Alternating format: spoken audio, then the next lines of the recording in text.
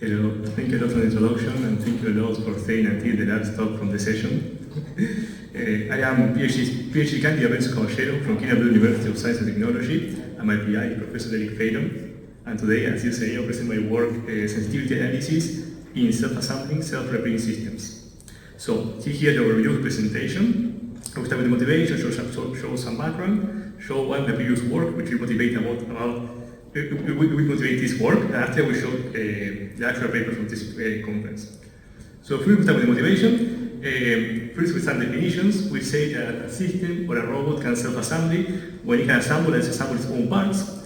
It can self-replicate when it can replicate copies of all its parts, and it can self-repair when it can replicate copies of its broken parts or can repair them.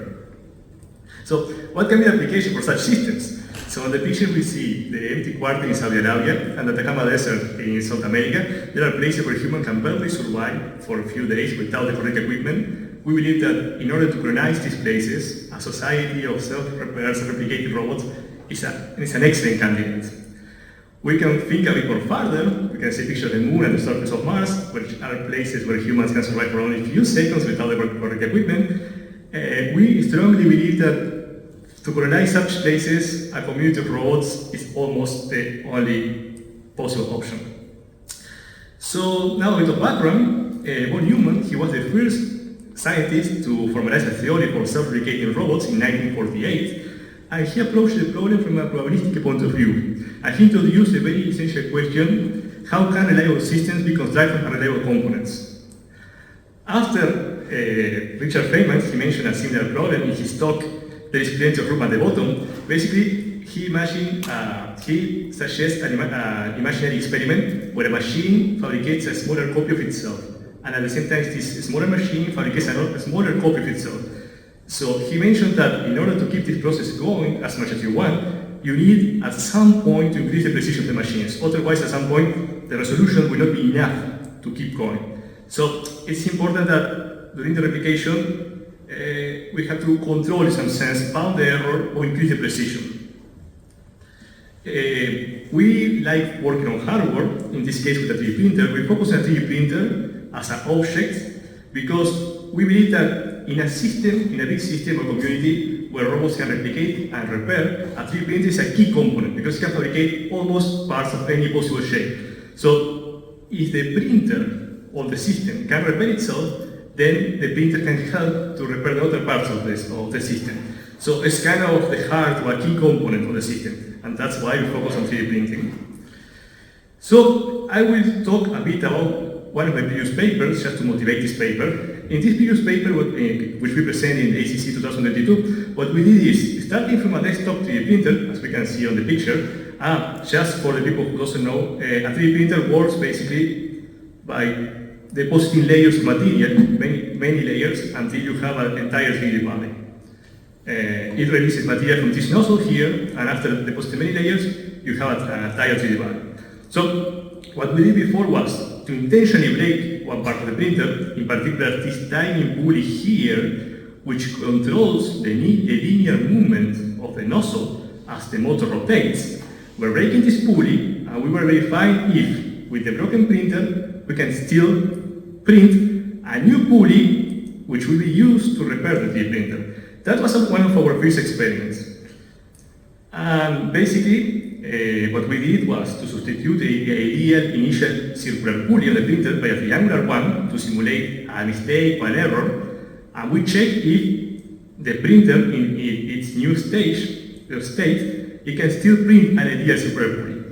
So what we did was, with the new printer, the new non-ideal printer, we tried to print a circular pulley. What we got was not circular, but we were thinking maybe it's better than the initial condition. So let's replace it. We replace whatever we had at the beginning by whatever we got, and we tried again to print the circular pulley. And we repeat this process many times just to observe what was going to happen. We were thinking that either the printer was going to break completely, it was going to repair itself, or was going to stay in a fixed point oscillation. It was an initial experiment. What we observed, actually, was that after only 2 iterations, the 3D printer was able to repair itself, which was quite surprising. In a completely open loop, with no any feedback, the system was able to reach its ideal initial condition just by doing this process of printing and replacing. So we were surprised. We were thinking, okay, let's try with other initial conditions. So in order to try with many initial conditions, what we did was to build a digital twin of the 3D printer on MATLAB. We built from zero a digital twin, so we can simulate this printing process many times as fast as we want. So what we did, here at the bottom we can see the result of the simulation. What we did was from this digital twin, try with many initial conditions, many possible broken pulleys, and we observed that for absolutely all of them, hundreds of thousands, the system always achieves repair. We can see here another example. We started with the experiment with a very small pulley, and after 3 iterations, the system still self-repair. The simulation predicts the same. And also for this very strange rectangular pulley, again, and for 3 iterations, the system repairs itself, and our simulation predicts the same. Of course, as we like analyzing from a theoretical point of view, these kind of behaviors, so to show that for many post-initial conditions we always achieve repair, it doesn't guarantee that for absolutely any initial condition we can achieve repair. So in one of our previous work, we also proved mathematically that the system in this situation always achieves a repair. So a small guidance of what we have done until now, just to put a bit more context in what I will present next. This paper here in ACC 2022 was the one I just showed. And after we got accepted a similar paper where 2 tiny pulleys are broken at the same time. Here we prove mathematically the system always has repair. Here we start to extend our mathematical model to a system with many non-ideal timing pulleys. And actually, this is the paper I want to present now, where essentially we analyze what if other parts of the printers are broken and if they still can be repaired. So this is the paper I'm presenting now. So basically, the motivation for this work is the collaboration between a raw manipulator and a 3D printer. The whole idea is that the 3D printer can fabricate parts, but we still need to assemble them, because one has an autonomous system.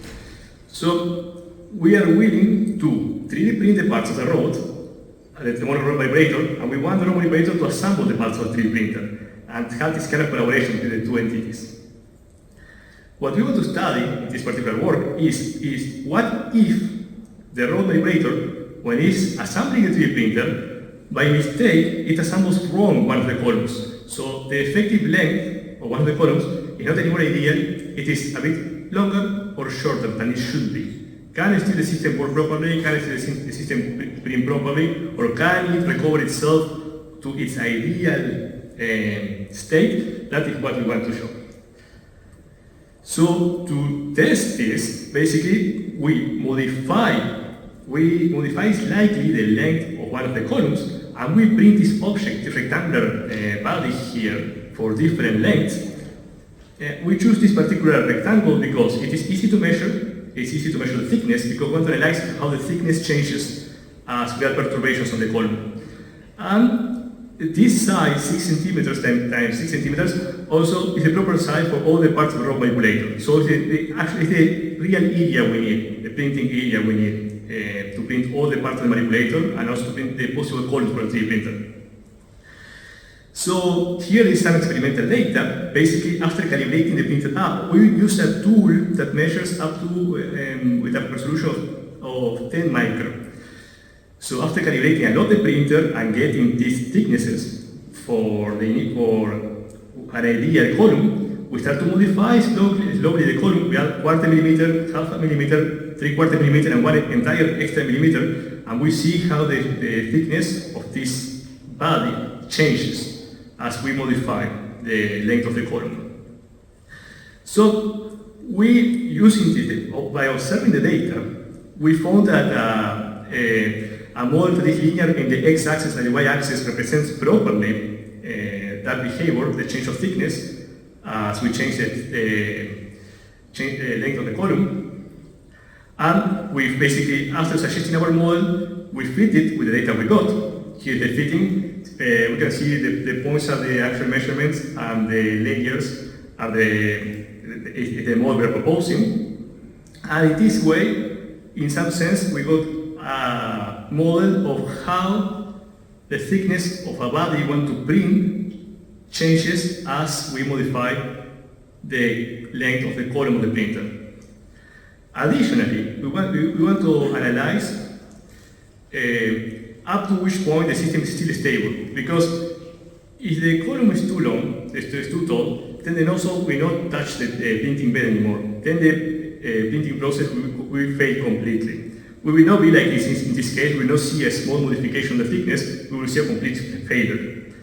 So we want to model, first we model the distance from the nozzle to the bed as a function of the perturbation on the column. This model was very straightforward because we didn't use data, because we assumed that the print is a rigid body, and from there we can, by geometry, find an exact expression for the distance between the bed and the nozzle. And we observe that the more we add perturbations on the column, at some point the attachment of the bodies we are printing start to fail. For example, here on the left, this is the printed body with when the column has ideal length. When we start perturbing the column, the more we perturb it, you can see how the body attaches each time less to the 3D printer. And from here, we could guess the critical distance between the nozzle and the printing bed. And from that critical distance, and our model for the distance between the bed and the nozzle, we were able to find what we can call stability regions where the printing process is more likely to be successful. And of course, and this is what we call the instability region. And of course, this region strongly depends on the perturbation of the column. The more disturbed it is, this unstable region covers more the printing bed, and the less disturbed it covers less.